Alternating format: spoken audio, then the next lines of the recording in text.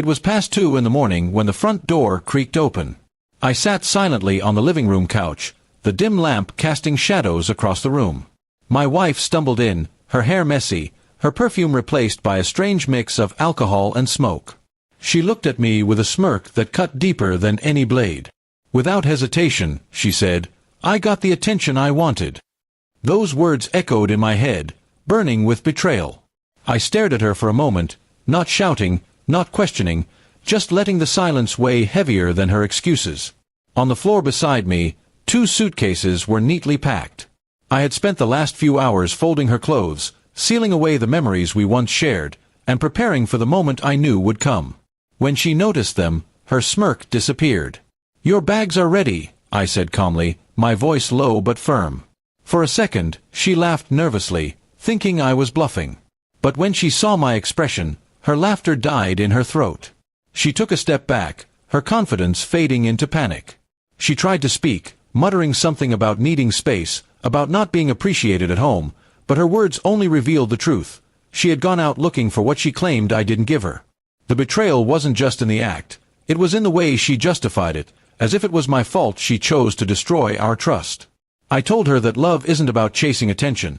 It's about loyalty, respect, and standing beside one another even when life feels dull or hard. I reminded her of the promises we made on our wedding day, the vows she broke so easily. Her eyes filled with tears, but I wasn't sure if it was guilt or fear of losing comfort. She tried to plead, saying it was only one night, a mistake. But her own words earlier betrayed her. She didn't come home ashamed, she came home proud of what she did, as if to rub it in my face. That kind of pride in betrayal couldn't be forgiven, not by me. I stood up, walked over to the suitcases, and dragged them closer to the door.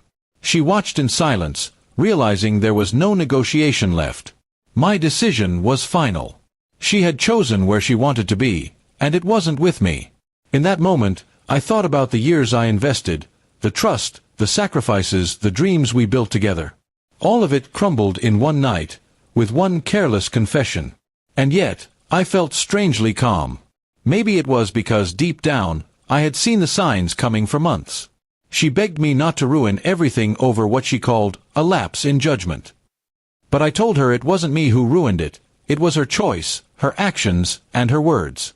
A marriage can survive mistakes, but not deliberate betrayal dressed as a victory. As she carried her bags out of the house, the night air felt colder than usual. I didn't follow her, didn't ask where she would go, didn't offer comfort. That was no longer my responsibility. The chapter of us had closed. After she left, I sat back down on the couch. The silence was heavy, but it was peaceful in its own way. I wasn't angry anymore. I was done. I realized that sometimes the harshest punishment isn't revenge, it's freedom from someone who never valued you.